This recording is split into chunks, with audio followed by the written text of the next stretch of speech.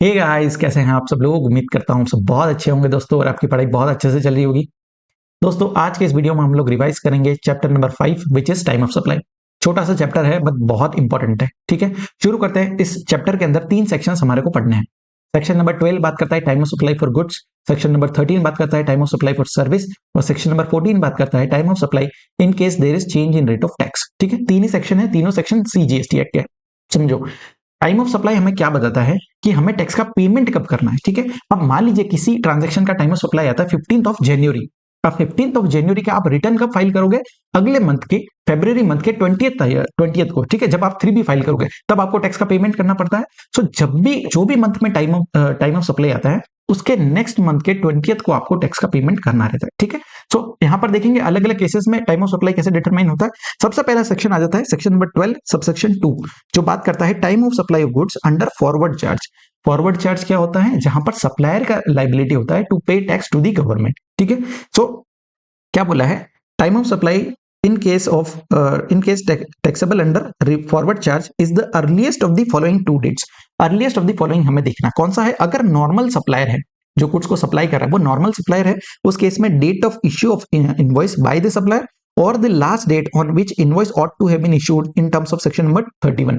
सो देखो, जब आपने इनवॉइस इश्यू किया या फिर जब इनवॉइस इश्यू हो जाना चाहिए था अंडर सेक्शन 31, इन दोनों में से जो भी अर्लीस्ट डेट होगा वही टाइम ऑफ सप्लाई बन जाएगा। ठीक है, नॉर्मल सप्लायर के केस में। अब सेकंड केस, अगर कोई कंपोजिशन सप्लायर है, रजिस्टर्ड है लेकिन उसने कंपोजिशन स्कीम ऑप्ट किया हुआ है, या फिर कोई रजिस्टर्ड पर्सन है जो सप्लाई कर रहा है ऑफ स्पेसिफाइड एक्शनेबल क्लेम, तो इन दो व्यक्ति के केस में क्या बोला है कि जो नॉर्मल कंडीशन देखा वो तो रह गई। ठीक है, date of issue of invoice और the last date under section 31, ये तो कंडीशन रहने ही वाला है। बट एक कंडीशन और यहां पर रहेगा कि date of receipt of payment by the supplier to the extend the payment covers the supply of goods. जिस दिन आपको पैसा रिसीव हुआ है वहां वो डेट भी आपको कंसिडर करना है, और इन तीनों में से जो भी अर्लीस्ट डेट होगा वही आपका टाइम ऑफ सप्लाई बन जाएगा। क्लियर है?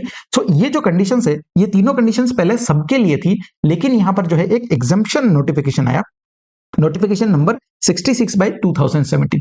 ये नोटिफिकेशन ने जो है एग्जेम्प्ट किया है, exemption to all tax payers except composition supplier and registered person making supplies of specified actionable claim. इन दो लोगों को छोड़ करके बाकी सारे टैक्स पेयर्स को एग्जेम्प्ट कर दिया है from payment of tax on advances received in case of supply of goods. मतलब देखो, अब ये कंडीशन क्या बोलती है, अगर आपको पैसा पहले भी रिसीव हो गया है, ठीक है, पैसा एडवांस में मिल गया है, तो भी आपको यहां पर टैक्स का पेमेंट करना पड़ जाएगा, टाइम ऑफ सप्लाई बन जाएगा, क्योंकि date of receipt of payment earliest हो जाएगा।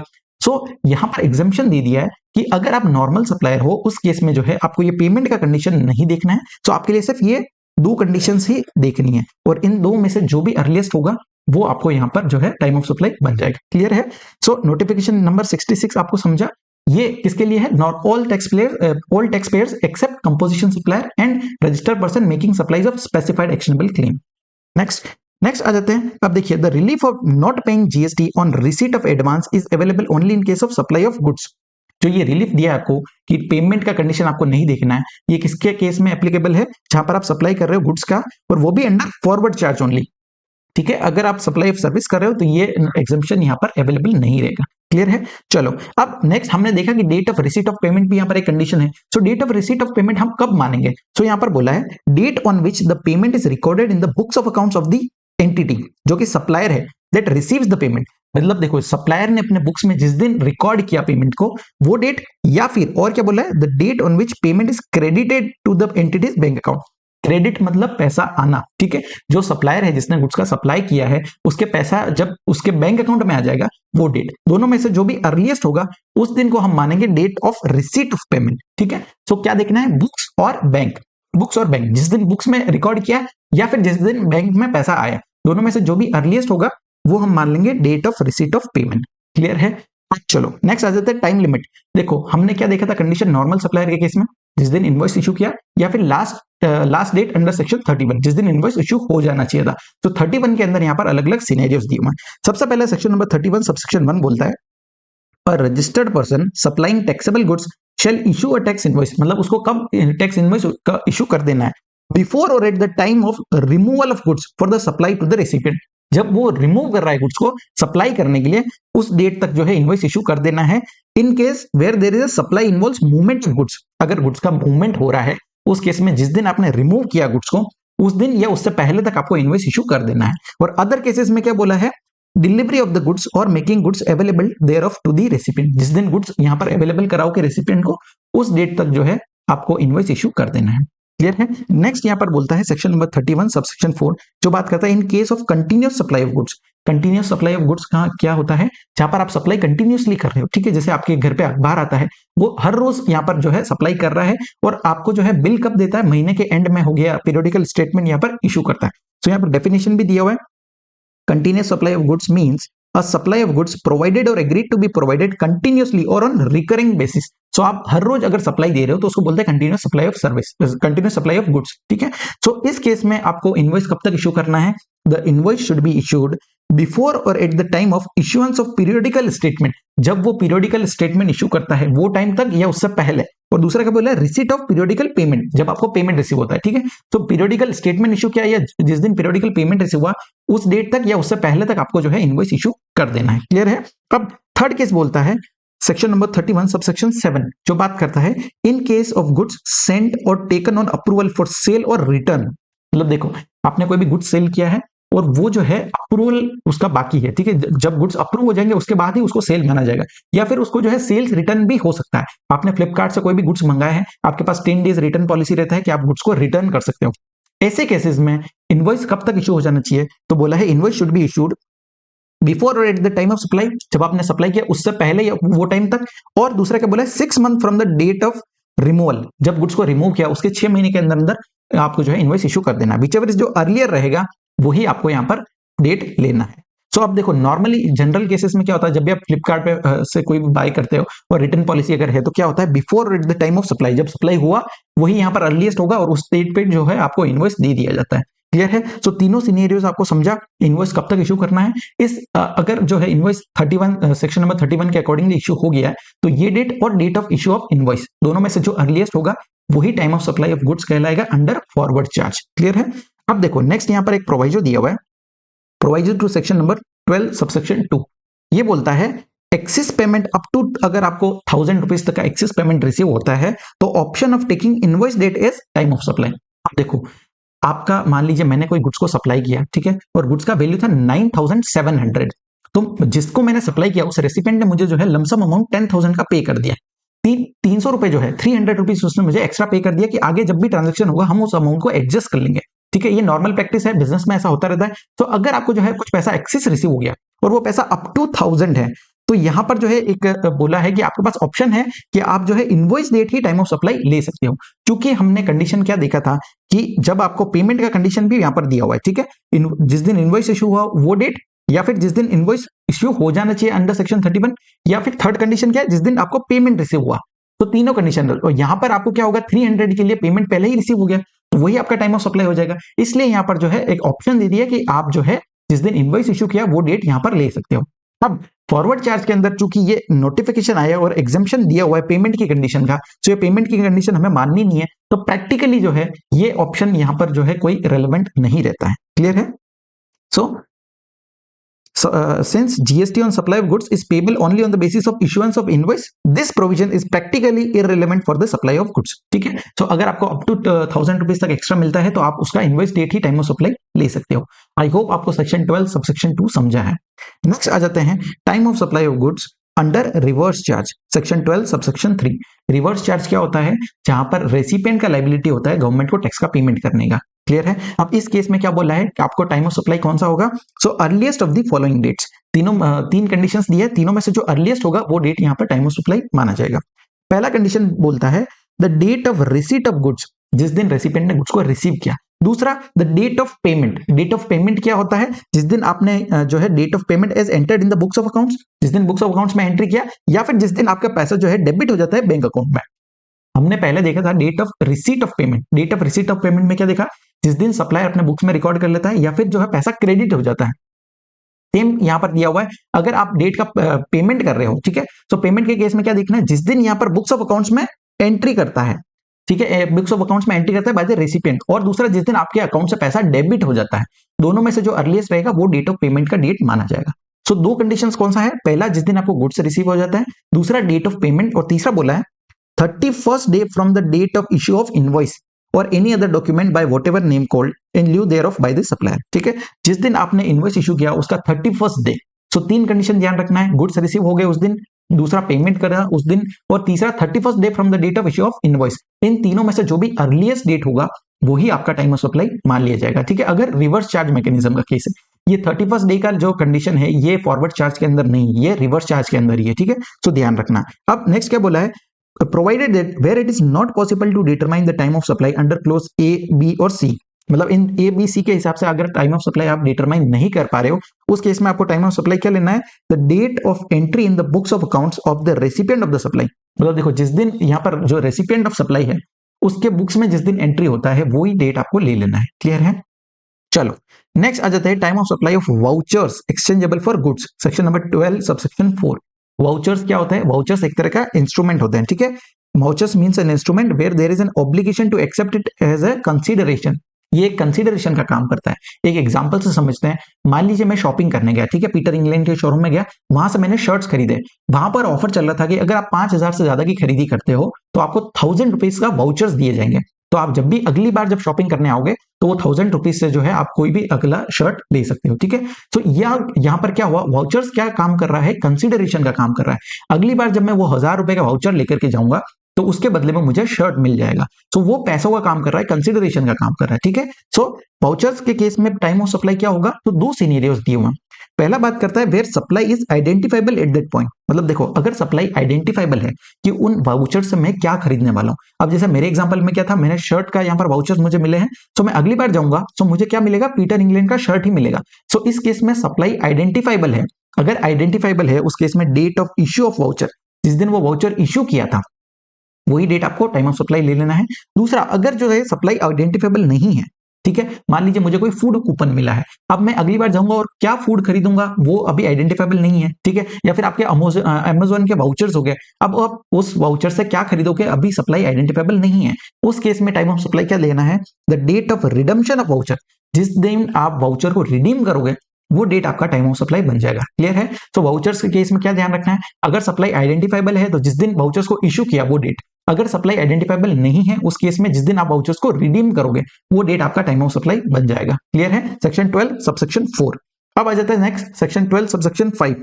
ये बात करता है time of supply of goods in residual case. Residual case मतलब क्या होता है, जो कहीं पे और पे कवर नहीं हो रहा है, तो वहां पर जो है आपको ये सेक्शन देखना है। अब देखो ये क्या बोलता है, अगर सबसेक्शन 2 और 3 और सबसेक्शन 4 इन तीनों के अंदर आप टाइम ऑफ सप्लाई डिटरमाइन नहीं कर पा रहे हो, उस केस में जो है टाइम ऑफ सप्लाई कैसे डिटरमाइन होगा, in case where periodical return has to be filed. मतलब देखो, जो पर्सन है वो रजिस्टर्ड पर्सन है और वो अपना पीरियोडिकल रिटर्न फाइल कर रहा है। ठीक है, तो उस केस में क्या बोला है, the date on which such return is required to be filed. जिस दिन वो रिटर्न फाइल करेगा वही टाइम सप्लाई बन जाएगा। ठीक है, और दूसरा क्या बोला, इन एनी अदर केस, मतलब कोई अनरजिस्टर्ड पर्सन है उस केस में date on which the tax is paid. जिस दिन टैक्स का पेमेंट करोगे वही आपका टाइम ऑफ सप्लाई बन जाएगा। क्लियर है? तो 2 सिनेरियोस, अगर रजिस्टर्ड पर्सन है तो आपने जब return is required to be file है वो डेट ले लेना है, और अगर कोई अनरजिस्टर्ड पर्सन है, कोई अदर पर्सन है, उस केस में आपने जिस दिन टैक्स का पेमेंट किया है वही आपका टाइम ऑफ सप्लाई बन जाएगा। क्लियर है? चलो लास्ट सेक्शन में आ जाते हैं, सेक्शन नंबर 12 सबसेक्शन 6। ये बात करता है time of supply in case of enhancement in value on account of interest or late fee etc for delayed payment of consideration। अब देखो, नॉर्मल बिजनेस प्रैक्टिस क्या होता है, बिजनेस जो है क्रेडिट पे चलता है। ठीक है, क्रेडिट टर्म्स होते हैं कि आप 30 डेज में पैसा पे कर सकते हो, 45 डेज में पैसा पे कर सकते हो, है ना। तो अलग अलग क्रेडिट टर्म्स होते हैं। अब अगर आपने जो है उतने दिन में पैसा पे नहीं किया, मान लीजिए क्रेडिट टर्म्स था 30 डेज, ठीक है, मैंने कोई गुड्स खरीदा है, क्रेडिट टर्म था 30 डेज में पैसा पे करना है। अगर मैंने 30 डेज में पैसा पे नहीं किया तो मुझे कुछ इंटरेस्ट या लेट फी यहाँ पर पे करना पड़ता है।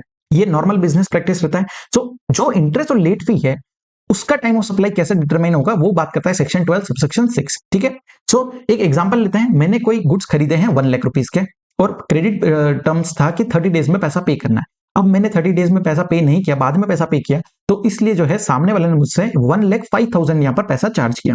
1 लाख जो मुझे नॉर्मल अमाउंट में पैसा पे करना था वो, और 5,000 का जो इंटरेस्ट या लेट फी की फॉर्म में मुझसे पैसा लिया गया। सो मैंने टोटल पैसा कितना पे किया, 1,05,000। ठीक है, सो यहां पर क्या बोला है, उस 5,000 का टाइम ऑफ सप्लाई क्या होगा, the date on which the supplier receive such addition in value. जिस दिन वो पैसा रिसीव होता है वो दिन आपको ले लेना है टाइम ऑफ सप्लाई। ठीक है, तो 1 लाख के लिए टाइम ऑफ सप्लाई क्या होगा, जो हमने नॉर्मल सेक्शन 12 सबसेक्शन 2 में देखा था, वही आपको टाइम ऑफ सप्लाई लेना है। और 5000 जो इंटरेस्ट का कंपोनेंट है, जो लेट फी का कंपोनेंट है, उसके लिए जिस दिन वो पैसा रिसीव होगा वही टाइम ऑफ सप्लाई बन जाएगा। क्लियर है? सो आपको वो अमाउंट को ब्रेक डाउन करना है। 1,05,000 है, सो 1 लाख के लिए टाइम ऑफ सप्लाई अलग होगा और 5000 के लिए टाइम ऑफ सप्लाई अलग होगा। क्लियर है? 1 लाख का time of supply section 12 subsection 2 के हिसाब से डिटरमाइन होगा और 5000 का time of supply section 12 subsection 6 के अकॉर्डिंग यहां पर डिटरमाइन किया जाएगा। क्लियर है? तो यहां पर हमारा सेक्शन नंबर 12 कंप्लीट होता है। 5 सबसेक्शंस देखे हैं। पहला सेक्शन 12 सबसेक्शन 2 जो बात करता है time of supply under forward charge. उस केस में हम क्या देखते हैं, जिस दिन आपने इनवॉइस इशू किया या फिर last date on which invoice ought to have been issued under section 31। Clear है?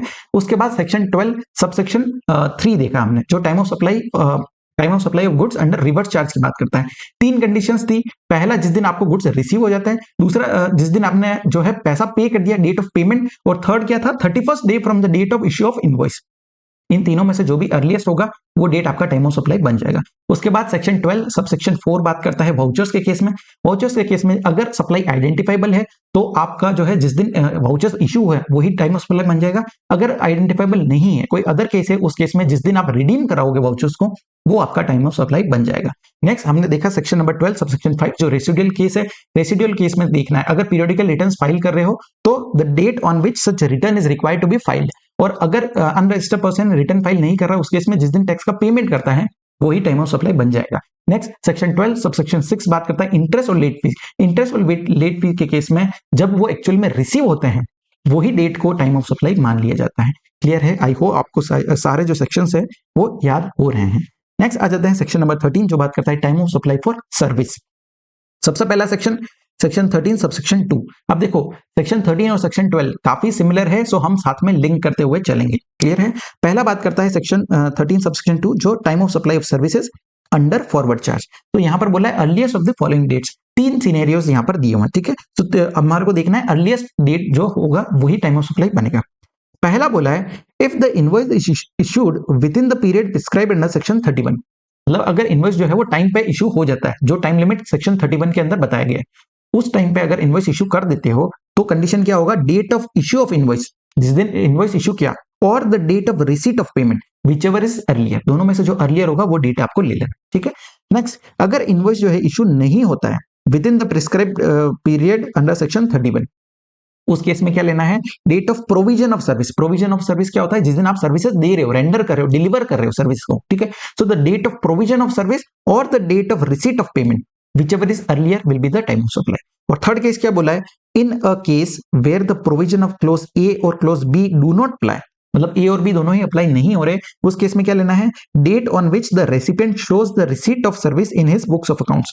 जिस दिन यहां पर बुक्स ऑफ अकाउंट्स में शो करेगा रेसिपिएंट, वही टाइम ऑफ सप्लाई बन जाएगा। क्लियर है? तो 3 सिनेरियोस, 3 कौन से हैं, अगर इनवॉइस सेक्शन 31 के अकॉर्डिंगली इशू हो गया है तो डेट ऑफ इनवॉइस और डेट ऑफ पेमेंट।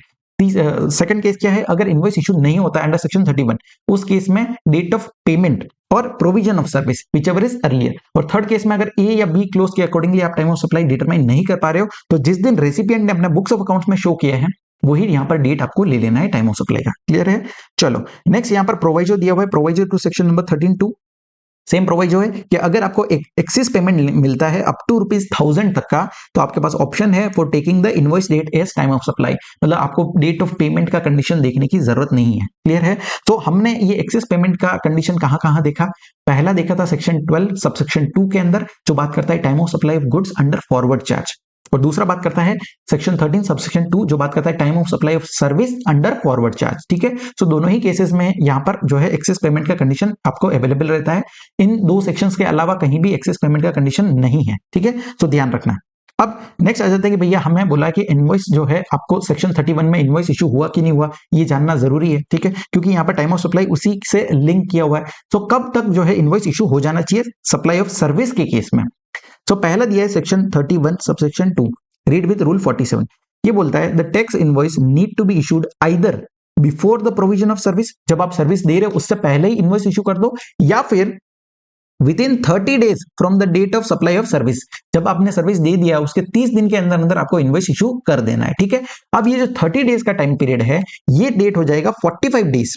ठीक है? In case of insurance company, banking company, financial institution including NBFCs, तो इनके केस में जो है 45 डेज तक का जो है आपको टाइम मिलता है, इतने दिन में आपको इनवॉइस इशू कर देना है। सो नॉर्मल टाइम लिमिट क्या है, जब आप जो है सर्विस दे रहे हो, date of provision of service or within 30 days from the date of issue, from the date of supply of service. ठीक है, सो अब इन डेट्स तक जो है आपका इनवॉइस इशू हो जाना चाहिए। नेक्स्ट क्या बोला है, in case of insurance company और बैंकिंग कंपनी और financial institution including NBFCs, telecommunication, notified supplier of service, making taxable supplies between distinct person as specified in section number 25. Distinct person कौन होता है, जो सेम पेन पे separate registration है। सो अगर ये companies, insurance company, banking company, financial institution अपने distinct person को कोई सप्लाई कर रहे हैं, टैक्सेबल सप्लाईज, तो उस केस में इनवॉइस कब तक इशू करना है, तो यहां पर बोला है invoice may be issued before और at the time of recording such supply in the books of accounts, जब बुक्स ऑफ अकाउंट्स में रिकॉर्ड कर रहे हैं वो डेट तक, या फिर before the expiry of the quarter during which the supply was made, जिस दिन आपने सप्लाई किया उसका क्वार्टर एंड होता है, वहां तक जो है आप यहां पर इनवॉइस इशू कर सकते हो। सो ये अलग से प्रोविजन किसके लिए है, जो बैंकिंग कंपनी है, इंश्योरेंस कंपनी है, टेलीकॉम कंपनीज है, ये अपने सप्लाई कर रही है टैक्सेबल सप्लाईज अपने डिस्टिंक्ट पर्सन को। क्लियर है, चलो नेक्स्ट आ जाते हैं सेक्शन 31 सबसेक्शन 5। ये बात करता है कंटिन्यूअस सप्लाई ऑफ सर्विस। अब कंटिन्यूअस सप्लाई ऑफ सर्विस के केस में इनवॉइस कब तक इशू हो जाना चाहिए, तो 3 सिनेरियोस दिया। पहला बात करता है where the due date of payment is ascertainable from the contract, मतलब जो कॉन्ट्रैक्ट है सप्लाई ऑफ सर्विस का, वहां पर जो है आपका ड्यू डेट, मतलब जो ड्यू डेट ऑफ पेमेंट है वो एसर्टेनेबल है। ठीक है, हमें पता है कि कब हमें पेमेंट मिलने वाला है। उस केस में the invoice shall be issued on और before the due date of payment. ठीक है, जो ड्यू डेट ऑफ पेमेंट है उससे पहले या वो टाइम तक आपका इनवॉइस इशू हो जाना चाहिए। Next, where the due date of payment is not ascertainable from the contract. देखो प्रैक्टिकल लाइफ में जो है मेजोरिटी केसेस में ये वाला ही फॉल करता है जहां पर due date of payment ascertainable होता है। ठीक है, लेकिन अगर due date of payment ascertainable नहीं है, उस केस में इनवॉइस कब तक इशू करना है, so the invoice shall be issued before और at the time when the supplier of service receive the payment. जो सप्लायर ऑफ सर्विस है उसने जब पेमेंट रिसीव किया वो डेट या उससे पहले तक आपको इनवॉइस इशू कर देना है। क्लियर है।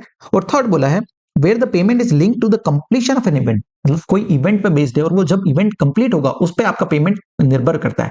मान लीजिए कोई कंपनी है जो सॉफ्टवेयर बना रही, ठीक है, अब सॉफ्टवेयर बनने में 6 महीना 8 महीना भी लगता है, वो यहाँ से रिक्वायरमेंट भेजते हैं, वैसा जो है आगे जो है कंपनी सॉफ्टवेयर बनाती है, डेवलपमेंट करती है, हर चीज कर रही है।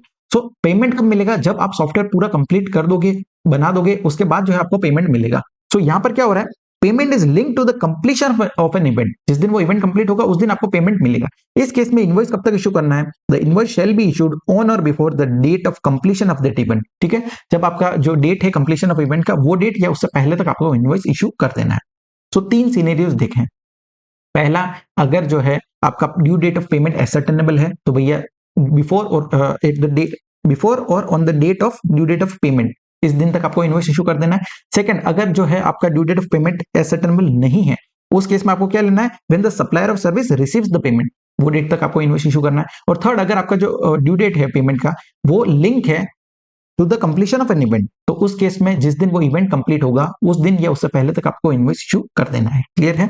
चलो अब कंटिन्यूअस सप्लाई ऑफ सर्विस क्या होता है, तो देखो a supply of service which is provided or agreed to be provided continuously or on recurrent basis under a contract for a period exceeding 3 month। अब देखो exceeding 3 month तक होना चाहिए। आप कोई सर्विस दे रहे हो for a period exceeding 3 month with periodical payment obligations। सो हमने जब कंटिन्यूअस सप्लाई ऑफ गुड्स का डेफिनेशन देखा था वहां पर ये 3 मंथ्स का कंडीशन नहीं दिया होता। ठीक है, सो ध्यान रखना कंटिन्यूअस सप्लाई ऑफ सर्विस के केस में 3 मंथ्स का कंडीशन दिया है। अगर आप कोई सर्विसेज दे रहे हो और पीरियड जो है वो एक्सीडिंग 3 मंथ है तो फिर वो सप्लाई जो है वो कंटिन्यूअस सप्लाई ऑफ सर्विस माना जाएगा और उसके केस में सेक्शन नंबर 31 सबसेक्शन 5 के हिसाब से जो है आपको इनवॉइस इशू कर दे। क्लियर है। चलो नेक्स्ट आ जाते हैं, in case of cessation of A supply of service, मतलब सप्लाई जो है वो सीज हो गई, रुक गई है, उस केस में before the completion of supply, मतलब आपको जो सप्लाई देना था उससे पहले ही बीच में ही काम जो है रुक गया है, सर्विसेज रुक गई, सीज हो गई, उस केस में the invoice should be issued at the time when the supply ceases to the extent of supply made before such cessation।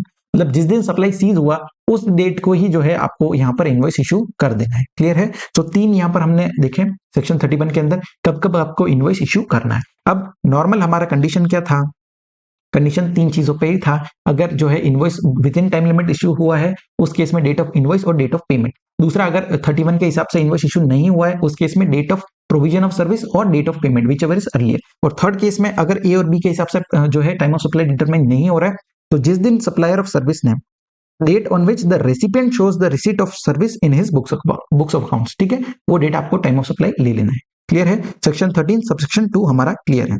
चलो अब इसके रिगार्डिंग यहाँ पर एक अमेंडमेंट है जो आपके May 25 अटेम्प्ट के लिए रेलेवेंट है। ये अमेंडमेंट क्या बोलता है? Clarification on time of supply in respect of supply of service of construction of road and maintenance thereof of national highway project of NHAI in hybrid annuity model। अब देखो क्या होता है हाइब्रिड एन्युटी मॉडल में, क्या होता है, मान लीजिए जो भी रोड्स वगैरह बनते हैं, ठीक है, सो उसका अथॉरिटी क्या है? अथॉरिटी है ये national highway project of national highway authority of India, ठीक है, NHAI है। ये अथॉरिटी है जो रोड्स वगैरह बनाने का सारा काम देखती है। अब ये अथॉरिटी क्या करती है? जो कॉन्ट्रैक्टर होता है उसको यहाँ पर जो है पैसा पे करती है और बोलती है कि आपको जो है रोड बनाना है। और वो कॉन्ट्रैक्टर जो होता है, जो कंसेशनर होता है, उसका जिम्मेदारी है रोड बनाने का और उसके बाद उसका मेंटेनेंस देखने का, ठीक है। ये बड़े बड़े कॉन्ट्रैक्ट्स होते हैं, 15 साल 20 साल के कॉन्ट्रैक्ट्स होते हैं। और यहाँ पर पूरा जो कॉन्ट्रैक्ट होता है वो एक सिंगल कॉन्ट्रैक्ट होता है कि बनाना भी, कंस्ट्रक्शन भी आप ही को करना है और उसका मेंटेनेंस भी आप ही को करना है। और बाद में जो कलेक्शन रहता है, जो टोल चार्जेस वगैरह आपको लगते हैं, टोल कलेक्ट करते हैं, वो कलेक्शन भी आप ही को देखना है। सो एक सिंगल कॉन्ट्रैक्ट में ये सारी चीजें रहती है और उस कॉन्ट्रैक्ट को बोलते हैं हाइब्रिड एन्युटी मॉडल, ठीक है। इसमें सारा काम जो है वो उस कॉन्ट्रैक्टर का ही रहता है। सो ए HAM contract is a single contract for construction as well as operation and maintenance of the highway wherein the payment terms of the contract are provided in the agreement। Payment कैसे होगा वो यहाँ पर agreement होता है, ठीक है। और क्योंकि ये जो सप्लाई है ये क्या है? सर्विसेज दे रहे हैं और सर्विस क्या है? कंटिन्यूअस सप्लाई ऑफ सर्विस है, एक्सीडिंग 3 मंथ्स है, ठीक है। ये तो सालों के प्रोजेक्ट्स रहते हैं। तो ये क्या कहलाएगा कि यहाँ पर जो है आपका कॉन्ट्रैक्ट में पैसा कब मिलेगा? ड्यू डेट ऑफ पेमेंट भी असर्टेनेबल रहता है, ठीक है। तो इस केस में क्या बोला है? Payment is spread over the contract period in installments. जो पेमेंट आपको मिलेगा, जो जो कॉन्ट्रैक्टर ने पैसा लगाया और रोड्स वगैरह बनाए, उसको जो पेमेंट करेगी यहाँ पर NHAI, वो इंस्टॉलमेंट्स में पेमेंट किया जाता है। And payment of each installment is to be made after specified period. उनका कुछ पीरियड डिसाइड होता है कि इस टाइम पे जो है आपको यहाँ पर स्पेसिफाइड पेमेंट किया जाएगा, ठीक है। और on completion of an event as specified in the contract, जो भी कॉन्ट्रैक्ट होगा उसके हिसाब से पेमेंट यहाँ पर करते हैं। कुछ पैसा जो है वो लमसम पहले पे कर दिया जाता है और कुछ पैसा जो है वो इंस्टॉलमेंट्स में यहाँ पर पे किया जाता है। Next, the same appear to be covered under continuous supply of service.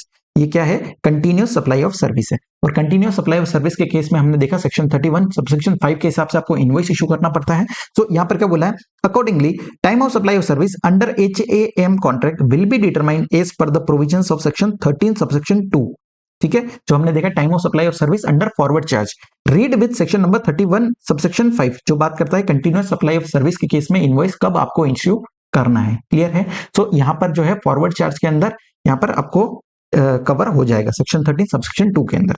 Next क्या बोला है? Is also clarified that as the installments or annuity payable by the NHI to the concessioner also include some interest component। क्योंकि पैसा जो है instalment में पे किया जा रहा है तो कुछ इंटरेस्ट कंपोनेंट भी रहेगा उसमें। Amount of such interest is also to be included in the taxable value in view of the provisions of section 15 subsection 2 D close D, ठीक है। सो वैल्यू ऑफ सप्लाई का यहाँ पर सेक्शन दिया हुआ है। सेक्शन 15 सबसेक्शन 2 बात करता है inclusion in value of supply. उसके अंदर एक डी क्लोज दिया हुआ था जो बात करता है डिलेड पेमेंट ऑफ कंसिडरेशन। अगर आपको रिसीव होता है तो वो भी आपका वैल्यू का पार्ट बनता है, ठीक है। तो अगर पैसा इंस्टॉलमेंट में पे कर रहे हो और कुछ यहाँ पर इंटरेस्ट भी यहाँ पर लिया जा रहा है डिलेड पेमेंट का, तो वो भी आपका वैल्यू ऑफ सप्लाई का पार्ट बनता है। क्लियर है? तो आई होप ये अमेंडमेंट आपको समझा है।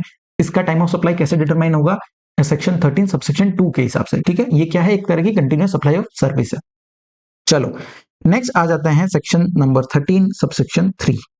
ये बात करता है time of supply of service taxable under reverse charge. Reverse charge के अंदर टाइम ऑफ सप्लाई कैसे डिटरमाइन होगा? तो देखो बोला है earliest of the following dates.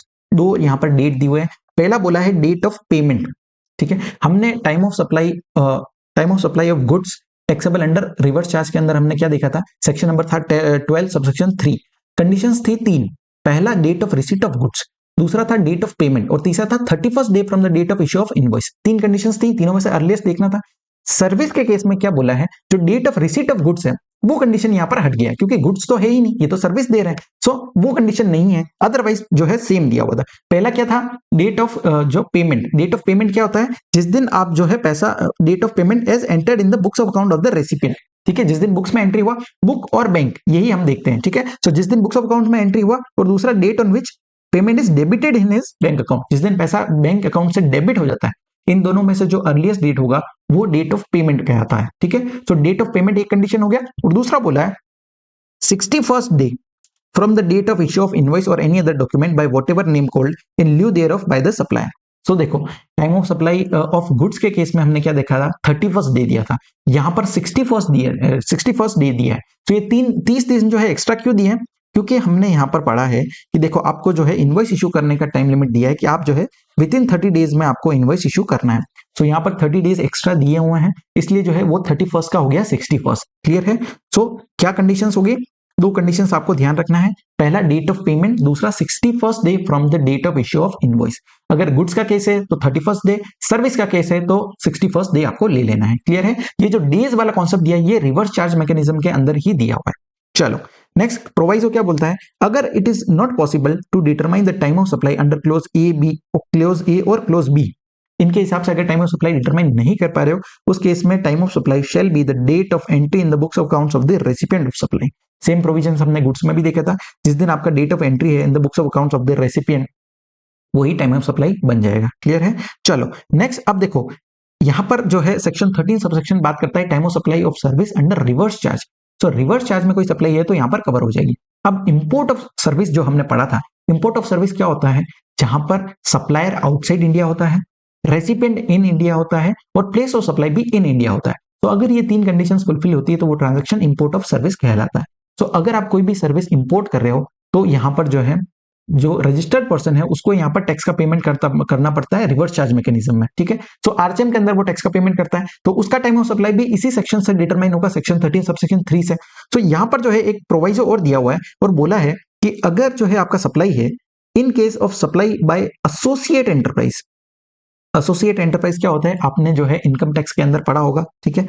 Associate enterprise shall have the meaning assign to it in section number 92A, जो आप इनकम टैक्स का पढ़ते हो वही एसोसिएट एंटरप्राइज। तो अगर आप उससे कोई भी सप्लाई ले रहे हो where the supplier of service is located outside India, उस केस में टाइम ऑफ सप्लाई क्या होगा, so the date of entry in the books of account of the recipient और the date of payment of for the services whichever is earlier जो रहेगा वही आपको time of supply ले लेना है। क्लियर है। तो एसोसिएट एंटरप्राइज से कोई सप्लाई ले रहे हो, इंपोर्ट कर रहे हो, तो आपको जो है टाइम ऑफ सप्लाई यहां पर अलग से दिया हुआ है। क्लियर है। चलो नेक्स्ट आ जाते हैं, एक और अमेंडमेंट यहां पर दिया है, बहुत अच्छा अमेंडमेंट है। ये बोलता है clarification on time of supply of service of spectrum users and other similar services.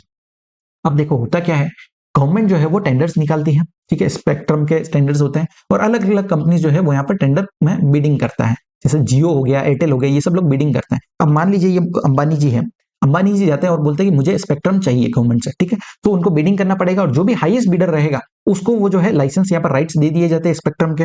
तो यहाँ पर क्या होता है, the telecom operator bids for securing the right to use spectrum offered by the government and GST is to be discharged on the supply of spectrum allocation services by the telecom operator on RCM। अब देखो ये क्या बोल रहा है, हमने देखा था कोई भी सर्विसेज अगर गवर्नमेंट दे रही है और किसको दे रही है, बिजनेस एंटिटी को, तो ये बिजनेस एंटिटी को रिवर्स चार्ज मैकेनिज्म में टैक्स का पेमेंट करना पड़ता है। ये हमने चार्ज ऑफ जीएसटी में पढ़ा है। ठीक है। अब यहां पर क्या हो रही है, गवर्नमेंट सर्विस दे रही है। ठीक है। और किसको दे रही है सर्विसेज, यहां पर टेलीकॉम ऑपरेटर्स को, टेलीकॉम ऑपरेटर्स जो है जियो हो गया आपका। ठीक है। तो इस केस में जो ये टेलीकॉम ऑपरेटर्स है इनको रिवर्स चार्ज मैकेनिज्म में टैक्स का पेमेंट करना पड़ता है। क्लियर है। सो फर्स्ट पॉइंट आपको समझा है। सेकंड क्या बोलता है, अब देखो जब भी यहां पर पेमेंट करते हैं तो दो ऑप्शंस होते हैं, या तो आप फुल अपफ्रंट पेमेंट कर दो जितना भी जो स्पेक्ट्रम का पैसा है, क्योंकि ये डील जो रहती है वो करोड़ की रहती है, बहुत बड़े बड़े अमाउंट्स रहते हैं। ठीक है। सो दो ऑप्शंस दिए जाते हैं, या तो आप अपफ्रंट पैसा पूरा पे कर दो या फिर जो है आप जो है इंस्टॉलमेंट में पैसा पे कर सकते हो। सो फर्स्ट ऑप्शन लेते हैं, जब जो है full upfront payment is made by the telecom operator. Ambani ji है वो बोलते हैं कि भाई मेरे पास बहुत पैसा है, मैं आपको जो है पूरा पैसा साथ में दे सकता हूं एक साथ। तो उस केस में क्या बोला है, GST would be payable when the payment for the said upfront amount is made और ड्यू विचएवर इज अर्लियर। जिस टाइम पे जो है आप पैसा पे करते हो या जिस टाइम पे वो ड्यू होता है अमाउंट, वो यहाँ पर जो है विचएवर इज अर्लियर जो रेट रहेगा उस टाइम पे आपको जीएसटी पेमेंट करना रहेगा। क्लियर है। सेकंड केस क्या बोलता है, in case where deferred payment is made by the telecom operator. अगर डेफर्ड पेमेंट ले रहे हो, इंस्टॉलमेंट का ऑप्शन ले रहे हो, तो आपको जो है स्पेसिफाइड इंस्टॉलमेंट पे करना पड़ेगा and same shall be considered as continuous supply of service. ये क्या कहलाएगा, कंटिन्यूअस सप्लाई ऑफ सर्विस में कवर हो जाएगा। ठीक है। तो इस केस में आपका टाइम ऑफ सप्लाई कैसे डिटरमाइन होगा, हमने सेक्शन 13 सेक्शन नंबर 31 सबसेक्शन 5 देखा था कि आपको इनवॉइस कब तक इशू करना है। ठीक है। कंटिन्यूअस सप्लाई ऑफ सर्विस के केस में तीन सिनेरियोस दिए होते हैं। पहला सिनेरियो बात करता है जहां पर जो है आपका due date of payment is ascertainable है।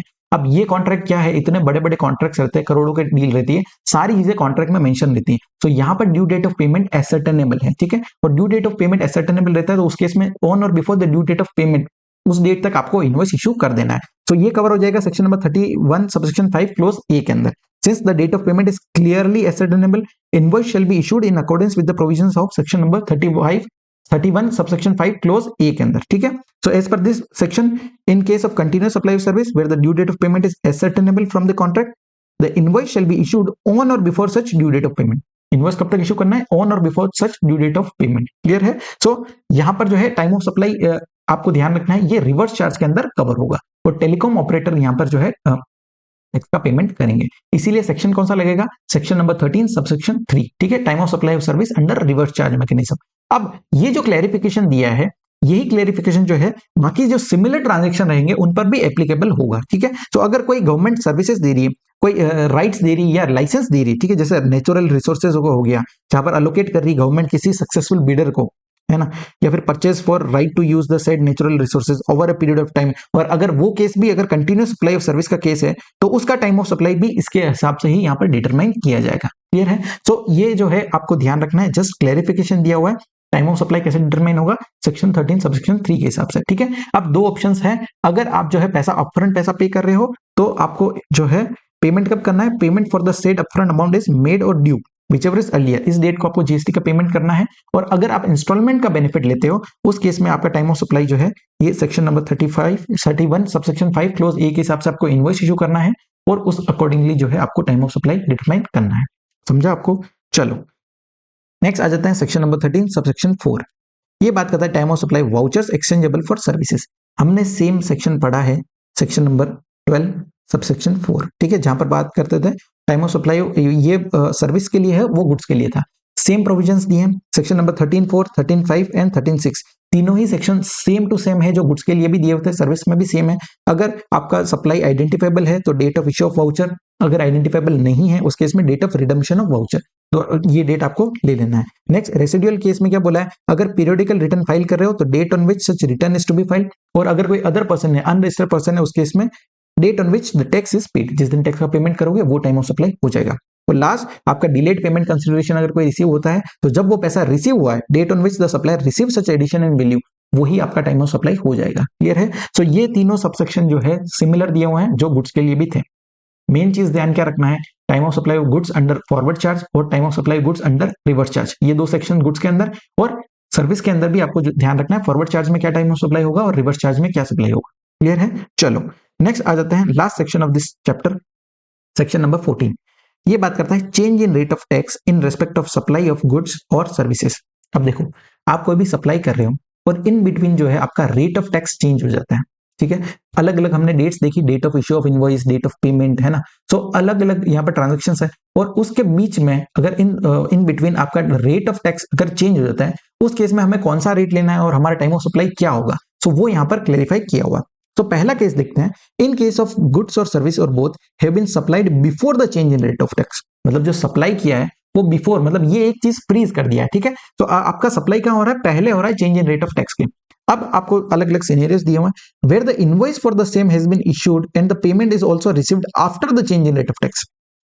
दो इवेंट बाद में हो रहा है, सप्लाई पहले कर दिया लेकिन इनवॉइस भी बाद में इशू हो रहा है और पेमेंट भी बाद में हो रहा है। उस केस में जहां पर देखो मेजोरिटी होगा ना, वो आपका जो है रेट ले लेना है। अब यहां पर मेजोरिटी का है आफ्टर, ठीक है, इनवॉइस भी बाद में इशू हो रहा है और जो है पेमेंट भी आपको बाद में रिसीव हो रहा है, दो इवेंट्स बाद में हो रहे हैं। सो मेजोरिटी बाद का है तो यहां पर जो है न्यू रेट यहां पर लग जाएगा, ठीक है, न्यू रेट लग जाएगा। अब टाइम ऑफ सप्लाई कैसे डिटरमाइन करेंगे, दोनों ही बाद में है तो earlier of date of receipt of payment और date of issue of invoice, ठीक है, दोनों में से जो अर्लिएस्ट होगा वही आपका टाइम ऑफ सप्लाई हो जाएगा। नेक्स्ट केस देखते हैं, where the invoice has been issued prior to the change in rate of tax.